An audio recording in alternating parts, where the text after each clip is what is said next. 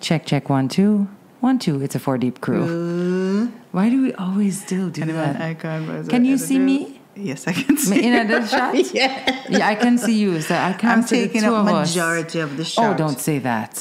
Come over. You come. Okay. That's how I can't sync up the sound. Don't be shot. Oh, I feel nervous. I don't know why. Don't feel nervous. I do a little prayer to Jesus. What? Lord, guide us. Guide what I'm about to say. Please. Thank you, Jesus. Amen. Oh, God. I was talking about your prayers last night. Oh? And to a couple of friends. Oh, dear. And they were like, Ari says, she could pray me to the other side. And then Ari was like, one time I thought I was dying. Yeah. And then literally was like, get Tessie on the phone. Oh, Ari Bell. Yeah, powerful. Okay, ready? Mm-hmm. Hi, everybody, and welcome back to Tami and Tessanne Tackle Everything. No, I seriously think that's what it should be. Tami and Tessanne Tackle Everything. You because think so? It's so much easier to tackle it with you next to me. Like, but we don't know life without people without tackling together. It's so can true. I cuss on the podcast? You know what? I try to keep it clean. I will beep you out. It's totally fine. Okay.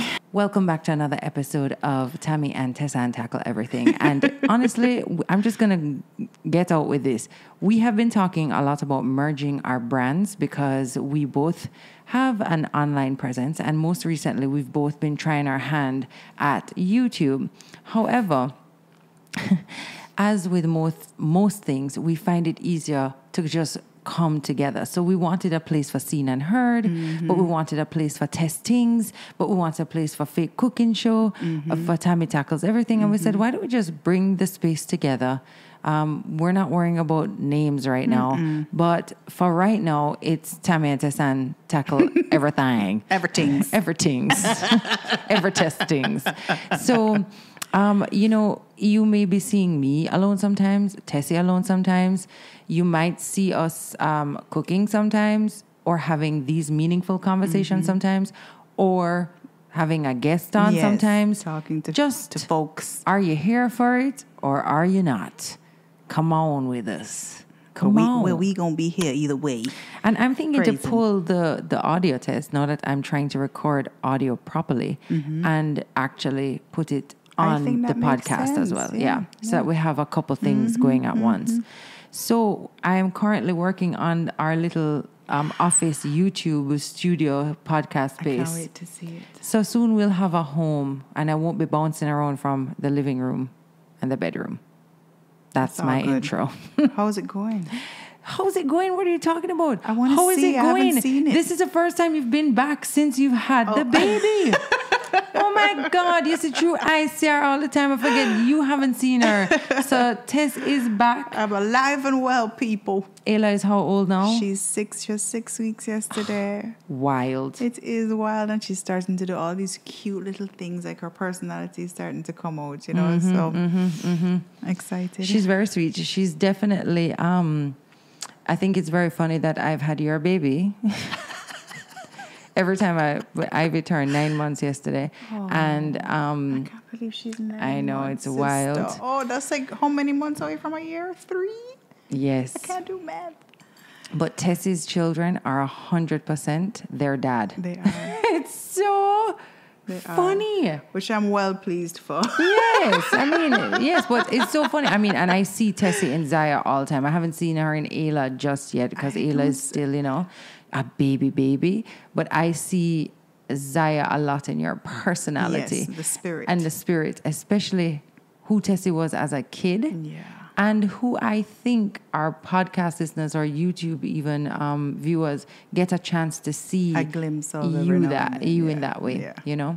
It's very fitting for the topic that we are coming on, especially as we're talking about now having sisters. You have sisters. You have 2 daughters. And, when we were talking about what to discuss today, something that came up was this idea of comparison and how, even though Ayla is only 6 weeks old and Zaya is now 3, you're already checking back with what was Zaya doing at this age. Yeah. Very, very normal to do that innocently. Yeah. Yes, we want to know how this baby is doing compared to that baby, and that's normal to want to do. But we thought about how that continues in our lives, how that happened to us as children, how it happens as adults. And we're like, what a wonderful thing to talk about and unpack together, this idea of comparison being the thief of joy. No, I think it's a wonderful topic. I think that it's something that a lot of people may struggle with, but maybe are too ashamed to even say it, or feel like it's too taboo to say, oh, I'm comparing myself to this or that, or even sometimes the past version of yourself. You know what I mean? So it's a tricky topic, but I think it's a good one to get started with. Agreed. You might see us not able to look at each other when we talk because of the mics. We're like, or we're going to look like we have a stiff neck. So we're going to direct a lot of the conversation to you when we are actually speaking. So just be aware of that in case, like, whoever's watching, they think it's weird sometimes when we don't look at each other when we talk. But there's a mirror behind it, so we kind of looking at each other. I'm looking at a square in the eye. So, I just want to just kind of put that out there. So I love this idea of the fact that where does comparison even begin? Right. And you can see that even with our children, we started very early, innocently, but in an effort to understand how this child is developing. So I do it with Ivy. I did it with all the boys. I check back on now these Google photos. I can go back to the date and time of us being the same age and what was happening here. You said to me yesterday, Ayla's hair isn't as curly as Zaya's. It ain't gonna curl. It is gonna curl. It's gonna wave. It might wave. But the point is that, we have begun this already, like sizing up of how... It's the comparison, the similarities, the dissimilarities. And that's what I wanted to say as well. There's like a difference between, we see comparison also as measuring up. Not just, oh, this is similar, that's not similar. It's like, well, how do I measure up to that? Or how am I like that? Or how am I... So I think there is a distinction between the two. And it can be taken both ways. And essentially, we are also, I love that you say that because, it's always a reflection about how we feel about ourselves. Absolutely. Or how well we're doing. Yeah. So, or not doing. Or not doing, yeah. So I'm going to keep it on the kids for a second. The other day, Ozzy came home and he had a letter R because they're working on their letters. And it's colored red, R. Zaya's in the class below him, right? And Zaya knows all her letters, all her numbers, all her colors, X, Y, Z. So Ozzy comes in and I go, Ozzy, what letter is that? And he goes, number 3. And I was like, oh dear. And I immediately want to be like, oh my God, is he like, but thank God he's also baby number 3. And I know that in this age and stage, if he wasn't hitting anything developmentally, that his teacher would let me know if they were concerned. And it's not important for him to do the exact same thing that another child is doing, or even that Jackson was doing at that age, because that happens to me a lot where I want to compare them to what Jackson was doing or what Atlas was doing. And us is his own little human. And his intelligence is there, very much so. Absolutely. But we're already, I'm like, oh my God, but Zion knows all her colors and her numbers. And us is telling me that the letter R is number 3. But you can take it personally. Yes, and this absolutely. might be happening to you and you don't even realize that now that can easily, if you're not aware of it, become a measure of how well I'm doing as a parent. Yep.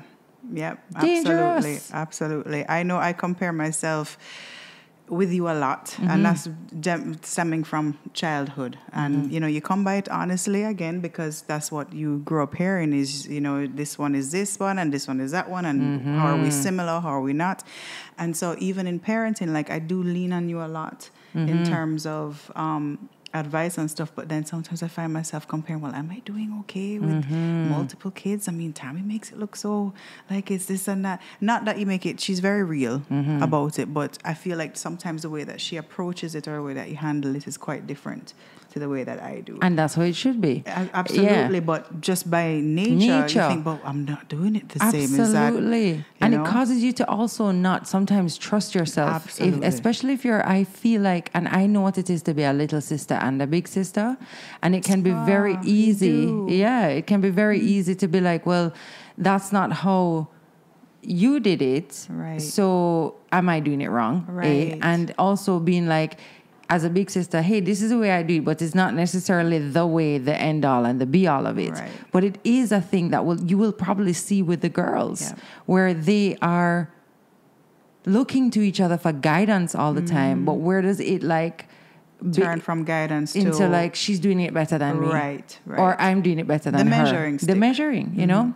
So then that that moves on into school and into high school and into adulthood, and it's like a constant, never-ending cycle and narrative that's going on in your head, which is supported very much by what we're seeing, which is so sad. You know, in the media and how people market things, it's always like, well, how do you measure up to this picture? How do you measure up to this standard of beauty? How do you measure up to this level of success? You know what I mean? Whether it's by the car you're driving or the house you're living, or if your skin looks like this, or it's a lot. It is a lot. And especially like now, I don't know what I would have done if we had Instagram as teenagers. I don't know either, Tam. It was hard enough. It was hard enough. So my heart literally goes out to like the younger generation. And I know that they're born for such a time as this and they don't know any different, just like we didn't. But it's hard. It's hard to have it, to be face to face every day with somebody else's version of success, happiness. And it's their best version, by the way. Always against your worst version, because even if you're putting out your best version, you know your worst version of yourself, and that's what you carry around with you every day. As a big woman breastfeeding, and I don't look like this, and I'm looking at like the mummies that have the snap back, and they got it all under control. I'm just like, Don't get me started. Don't get me started on the postpartum comparison. Please. Oh, don't. Please. That's a whole nother show. It's a whole nother show. And the truth is that it is what you said. People market it. It is so, and it's not just women. I really have to point this out. It's not just women. Men experience this as well in a very big way. But on a day-to-day basis, when I'm on Instagram, I'm going to bring it there. I am bombarded by women who literally look and have it together and are doing the things and X, Y, and Z and blah, blah, blah. No, there's this opportunity, and I've lived through this, where I'm like, well, I'm not doing enough. I'm not working hard enough. I'm not focused enough. I'm not on the beach enough. I'm not, so it's either or, right? It's like, I'm not vacationing enough.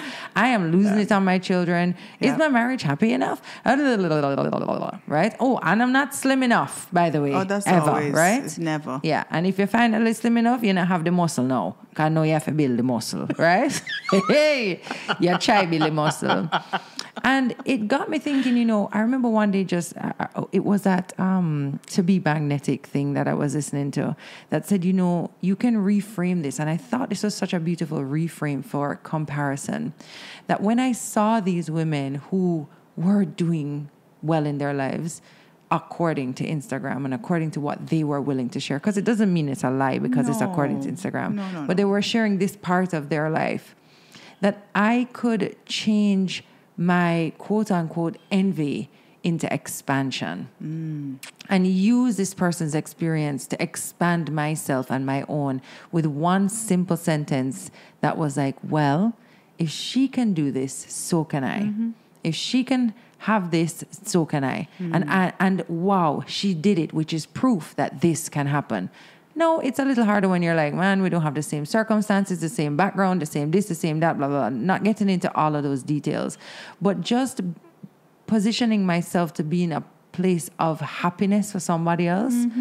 It's almost as if it sent off this energy that there is enough for all of us. Because there is. Because that's what it boils down to, right? Their light being shone, is that the word, doesn't take away from yours, because we have this idea that, well, if they have that, then I don't, so that there's not enough. But I think going back to the Instagram thing, a big thing for me was changing my feed. as well. And what I saw. So a lot of my Instagram feed is mothers with stretch marks and bellies that look like mine, or who don't always look perfectly put together, because that's what I personally need to see right now. And that is an inspiration to me right now, you know, because to me, I find that so wonderful and so brave that they can just embrace that. And we shouldn't have to be brave to do that, but in this day and age, my God. Curate your feed. Always. And make that algorithm work for you, because there's so much that is working against you. But I say all of this to say that it is important that we shift some of what we are feeling into like, if you can move some of that emotion into another part of your brain, it can serve you. So changing something like, oh, I wish I had a body like that, into, you know, I wonder if she goes to the gym in the morning or the evening, or if she does walks. I wonder what XYZ. Maybe I could implement that in my life. Maybe I can use her experience to expand mine, because she never gets to just say, you know. You understand? Just the same way how you never just get up and write the book. You never just get up and have the dream job. You never get up. You did something for it, you know. And what are you willing to do to get closer to your goal today? One of the quotes that I found on comparison was by Ayla Van Zandt, who I love. I love Ayla. And it says, comparison is an act of violence against the self. That hit me in the gut. Really and truly. Oh, I thought there was more. No. And there's another one. Two things prevent us. I was waiting for it to simmer in the spirit. That's a pregnant pause. Two things prevent us from happiness: living in the past and observing others. I found this one to be a real thing for me as well, the living in the past. Oh, yeah. Where you're comparing yourself now to the past version of yourself. Whether you think which, by the way, you never did like when you were there. No. That's the thing. We are looking back at these things. My favorite thing is to look back and go, so, wow, me did nice and slim. Yes, and look how me did happy. But at the time, me never did think so. Clean and fresh. Yeah. Like a daisy in dew. So, you know, it's also served to say that we don't know. No. We cannot calculate this moment well enough. We cannot measure this moment and how well we are doing when we're in it. We have to physically leave it to look back on it to say, oh, you know, say it never did so bad. Well, I'm going to look at this moment and say, well, girl, you're doing good. That's right. Keep it pushing. That's right. So who's comparing? I often find that it's me first. But, you know, like I said, some people come by it from what their parents, their teachers. Yeah. And then I think about it, like, is comparing just like a human nature thing? Is it like something we're taught? Is it something we're taught? No, because if you think about it, like, you think a bird is looking at another bird going, how that bird looking so fat? Where he getting all them worms? I don't know how it works in the entire animal kingdom, but I do know that, like, lions would say, you can't run the place again. Really? You know, there's this... But that's dominance. Okay, fine. Maybe not comparison. Fine. No. I see what you're saying. But I say you can't run the place again. Me stronger than you. That's not comparison. But yes, you're right. They always say that. What's that famous quote that says a flower doesn't... Yeah. That one day. Wait, go. The flower doesn't look at why one is in bloom. Yeah, I don't remember. Or the moon doesn't look at the sun. I had the quote in there. I got the scroll. So yes, who is comparing who? And this is the thing, that this is where we learn to compare, because somebody has to highlight it to us. Whether that is a parent, a teacher, and I think those are the two main ones. The siblings. Somebody says something to you that make you go, what? Oh, I didn't know that was even a thing. I didn't even know that. Who did you find you got it a lot from? I found my teachers. Yeah. And that's why I have to say, teachers, y'all need to be careful, man. Teachers do have to You have really such a huge aware. responsibility, you know? I think without knowing it, so something that happened to us a lot was that mom would build us both up in different areas, because I think she felt like that was like, she wanted you to have your thing and she wanted me to have my thing. And I'm very aware of this with the boys, that it then cuts off the other thing from you. So like, for example, mommy was always like, oh, Tessie is such a great singer. And it was all around like, you're singing. And then she'd say to me, and you're a great dancer, because she wanted me to feel as good about something. But what it did was made me go, and the reverse is true too, was like, oh, so I don't sing well. Yeah. Or I don't do anything. I don't perform. Or she used to say to me so much, like, it made me feel like all I could do was sing. Exactly. You know, she said, oh, Tami's so multi-talented. And I was like, well, I'll just go and hustle with a little singing, you know, because that's a go on for me. But in her effort to try and build us up, and this is the thing, it's like being a parent. No, I'm like, I can't win. Because that's the right thing she's doing. Yes. So I'm careful to do that with the boys now, because Atlas loves to sing. And we found this thing that he likes to do. Yeah. But guess who loves to sing too? Jax. And he's very good too. And he's very good too. But I also don't, and I'm like, oh man, I have to be so careful not to do that same thing, but to keep it open. And nobody actually has to be better at something than the other. Yeah. You know, but in an effort to build up our children, we do that. No, with school, it's almost like they try to do it to garner competition for them to push forward, but that doesn't work on every child. Being told, like, you know, oh, you didn't get your sister's brains at all, or this is, I remember just thinking, what does that mean? You know what I mean? Because I didn't learn in the same way, or I didn't, you know, and that's something that just made me, it followed me all my life, that, I'm not smart. Separate and apart from not being smart, I'm not as smart as my sister. I'm not as this as my sister. We've heard it all, yes? Yeah. So it's just something that I find myself going to the other extreme with the girls going, oh, Zai, you're so beautiful. Ayla, you're so beautiful. I don't want them to feel bad. And they're then there are times when I'm like cooing with Ayla, and I say, like, Zai, give me the look. I'm like, oh, yeah, hi, baby. Yeah. How you doing? Come here. And I'm just like so hyper. Because I don't want to be hyper. We're more aware than our mother was, but at the same time, but she was pretty aware too. Yeah, you know. Yeah, it's a tricky road. I think the best thing you can do as a mom is just guide them along, and not be the source of comparison for true. Like the teachers are going to do it, the friends are going to do it, and I think we are here to just reassure them and to affirm them. Yeah, however we can. But they're never going to be able to escape it. So I think what it leads me to is, how do we deal with this comparison? How do we not let it steal our joy? How do we move in the world with this being a part of it? And how do we give our kids the tools also? Yeah. And I think I was reading an article, I need to write down the websites.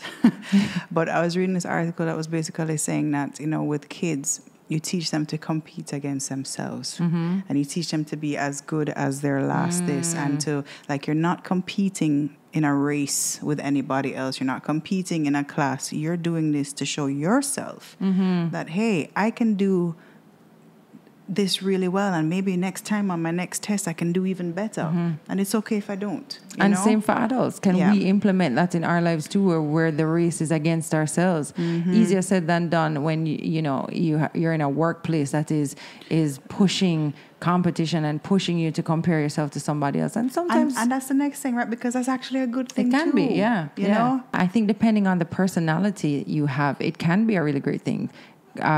Being competitive or comparing myself to somebody in specific ways, because comparison is a massive umbrella. It has pushed me. Competitive the same as comparison? Well, though? I mean, I hear you, but I do believe that it comes in there somewhere. So if I'm comparing myself, I've put myself up against you, and in some ways now, it has. That's the result of it, that we are in, without knowing it, competing. Okay. And whether we're vying for mommy's attention, or to be top of the class, or to be the best at work, promotion. You know, that's just how it manifests itself. A lot of time is in competition, and so you can use it to work to your advantage, or sometimes it will work against you. But I love that idea of, you know, trying, and it's our whole work, trying to compete against ourselves and not somebody else.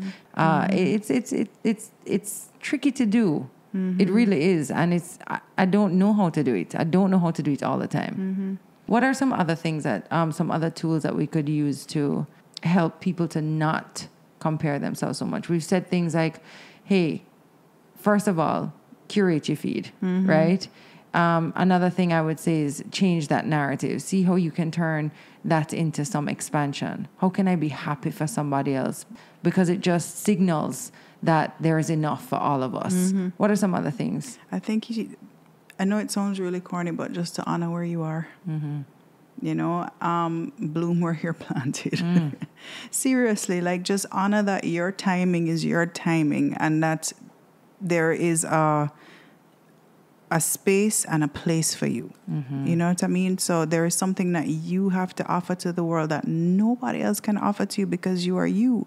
So the minute like you kind of ease into that and relax into that, then you realize, well, I don't really have to be or try to measure up to anything else other than I am. Or if it is that I'm finding that I'm measuring, then I'm going to change the perspective, like you said, and use it as an inspiration to reach for something different. But honor where you are, honor your speed, honor your pace. I think that's really important. And with that, staying in that space of gratitude and just being grateful for what is right. I love that.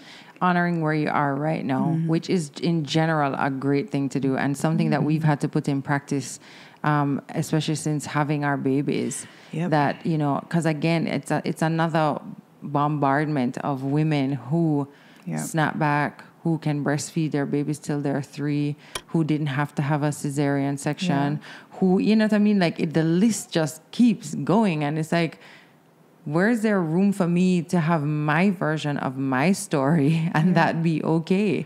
And I love that you said that, because that's exactly what it is. How can I... Is that a burp in your throat? It was. God damn.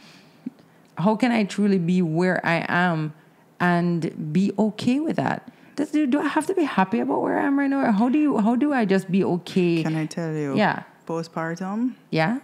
It's a ride. It's no joke. And it is... there are some moments, as you know, that you're on survival, and in those moments it's very hard to find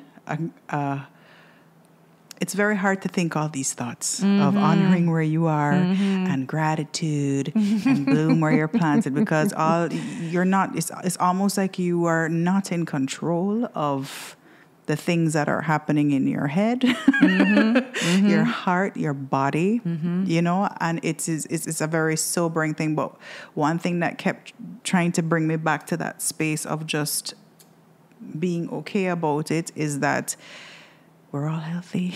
Yeah. We're all happy. Like, I'm not going to make any permanent decisions on this temporary feeling. You know what I mean? But like when you said that separate and apart from just comparison, it is a good practice for your everyday life. I thought about that because it is. It is. I love that idea. Am I straying? No. Okay. I love that idea very much, Tess. And I feel like it's a mantra that I'm going to be walking with for the rest of the week, is this idea that, you know, in moments where I find myself, and you will catch yourself doing it, where I feel like the train is leaving the station. Yeah. It's so easy to feel behind time that I can just be like, you know what? I'll get the next train. Or I'll walk. Or I'll just find my own way there. And I am where I am meant to be. And I think even that is interesting as sisters, watching each other's successes. Because our successes happened at different spaces when we were both in very different parts of our life. You know what I mean? So even that, honoring where you are, even though my sister is doing exceptionally well, not measuring that against, well, you're just having babies, or you're just doing this, or you're just doing this. I'm being like, actually, I'm honoring my pace, because I know her season and my season doesn't have to cancel out anybody's season. It's just you honor that space and you're happy for them in that moment, you know? But it's so... Even with that, as a sister dynamic and the comparison, that will want, just being completely honest, that creeps into it as well. Absolutely. And it's okay, you know, it's okay to kind of just take that in. Yeah, I love that you said that, because the truth is, it is there and it's happening in your life in one way or another. And I don't want people to look at us, because I think a lot of people look at mine and Tami's relationship and think it has come without his hardships. Let me tell you something. It's complicated. We have had the tears. We have had the breakdowns. We have had moments of distance. Yeah. We have gone through very difficult things as sisters, and I'm sure we'll go through even more. Absolutely. But it is, I think, being completely honest with each other is what has helped us to kind of cross over those what you call them. And we find it important to share that, because unless you hear that, you would look at us like you just said and think, oh, perfect sister relationship. They're always cheering each other on. They're always, which is true to an extent. Yeah. But it doesn't mean that we don't have complex emotions around things because of the way that we were raised, because of our journeys, because of the way that our lives go. This has been 38 years in the making. Absolutely. Coming 39. Absolutely. Yeah. And so we do want this space to be able to share things like that and to say things like this without fear. Or judgment. But knowing that instead we are hopefully reaching people who will say, phew, me too, love my sister, love my mother, love my brother. But sometimes it's complicated, but it's also what deepens our relationship and what has really created our bond. It's something we're working on all the time. You know, and Tessie and I have all the siblings. We have a very close-knit relationship by virtue of the fact that we were born 15 months apart. That throws two people together like this. So my relationship with Terry is very different. She's 13 years older than me. And then my relationship with my brothers is very different. But for anybody out there who is also navigating that sister relationship, and it's why this comparison topic even came up, it is real. Yeah. And it is something that, like Tessie said earlier, follows you for the rest of your life, seeps into your whole life. And if we didn't have the awareness to be able to have these conversations. And they're hard to have sometimes. We've had some really hard conversations. We've had hard conversations. Yeah, over the years. I think today we are sister. That's why I said I needed to say 40 years in the making, but you got a year on me. She had to hold my hand. And she had to hold mine, and sometimes she had to kick my ass. Yeah, and likewise. Yeah, likewise. But yes, I mean, I guess we're saying all of this to say that as we it goes to say that even as we move forward in this next journey, we're figuring it out.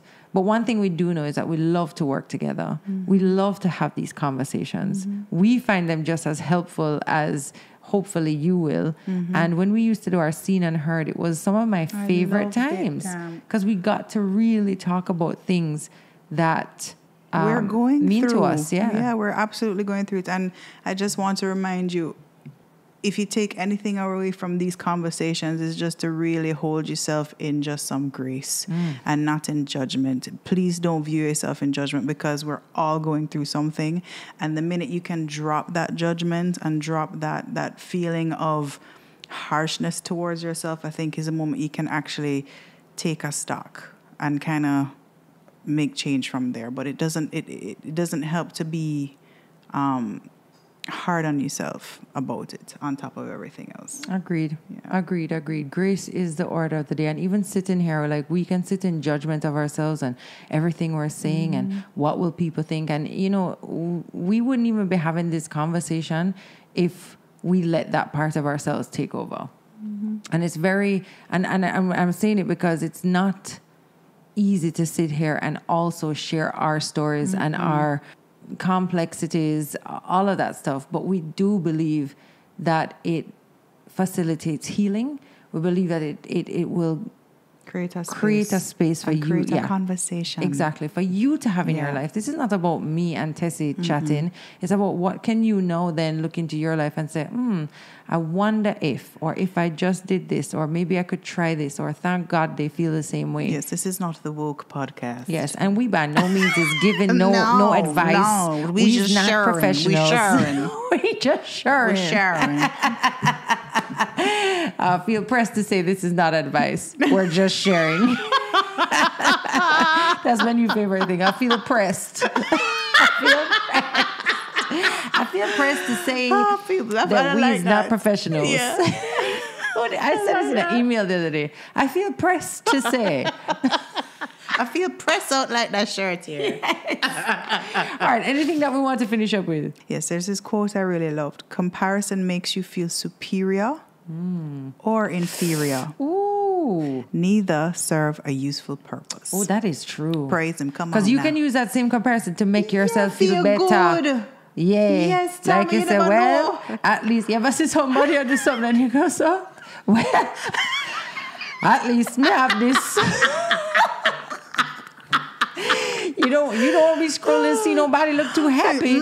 At least me have Well, this. at least I got that together. Yeah. Or this one, at least I ain't got no kids. Or at least I got kids. You know? Like whatever you use it to make yourself feel better is not true. necessarily a good It's thing. not always that it make you feel bad. You use it to make yourself Feel feel good. good. And that not good either. It don't good. Give me a next quote. We like them. No one in the whole world can do a better job at being you than you. And we want to hear it 1,000 times. But I really want you to just, if you would, I mean, if you're driving, no, but if you could just close your eyes for 1 minute and really soak that in, that you are the best person to be you. Like nobody else can do that. And secondly, you are exactly where you're meant to be. Amen. That is something that has always given me so much peace that Peace, I right, Tam? am supposed to be here. And it might not look pretty and it might not be where you think I should be or what I should be doing or XYZ, but it is where I am. So Yeah. it must be where I'm supposed to be. Amen, sister. I love that. Actually, I Amen. want to bring up this wonderful quote Amen. that Hafiz said. Elizabeth Gilbert put me onto it. I say I like love she's my her. friend because she's my friend in my She's my head. friend in the head. Pass your phone. It says something about one map. Okay. Here it is. I want you to take it in. Girl, I'm going to close my eyes. This place where you are right now, God circled on a map for you. I know it. Wherever your eyes and arms and heart can move against the earth and sky, the beloved bowed there, knowing you were coming. That brings tears to my Yeah. eyes. Because where you are meant to be. God circled on a map. Wherever your eyes and arms can reach, God, your beloved knew you were coming. And that is in all aspects of your journey. Whether it is with your relationships, whether it is as a parent, whether it is in your journey to your career, whether it is with your body. You know? I love that. That is so true. I love that. I love that. So sit in that today, guys. I hope that will. you let that really steep. I hope that you really soak that up and really Simmer. take it to heart. Yeah, man, simmer in that. And I hope that you enjoy the rest of this week in a place of power, knowing, as we said, that no one is better at being you than you. And I can be happy for somebody else on their journey while I am on mine. And we just keep it moving. Any final words? I think that's good. Beautiful. I don't know how long we've been sitting here. What is that? An hour? 3 minutes. Oh, girl, I read that backwards. Kiss me neck. Oh, so we chat? You Never edit this. Hey. Anyway, guys, let us know in the comments what you think about us coming together as one. What you think maybe we should rename this channel. They should come up with a name. You guys can come up with something, you know. Or not. Or not, yeah. Tell us some of the topics you want us to talk about. Tessie's actually and has always been, believe it or not, the producer of Tami Tackles Everything. Stop. Yes, she let me tell you something. She is my Sherry Salata. Sherry Salata was... And that's not a salad. was Oprah Winfrey's producer. And let me tell you something. She's incredible. So Thank you, let sister. us know what you want us to talk about, who you want us to have on even, and we'll try and make that happen. It's kind of tricky, like I said, because we don't have a space, and we're still figuring things out and what you think we should call it. So, Tessie, tell them to like, comment, and subscribe. I've never done that. I know. Oh my gosh. Hi. Like, comment, and subscribe. Peace out, bitch. No, I have to edit that. Don't forget to like, comment, and subscribe. You sure Share you want it. me on this channel? And we're going to do it together. Okay. Share it with a friend who you think might need to hear this message today. We love you guys, and we will see you again next week with another topic that we haven't quite figured out just yet. Bye. Bye, guys.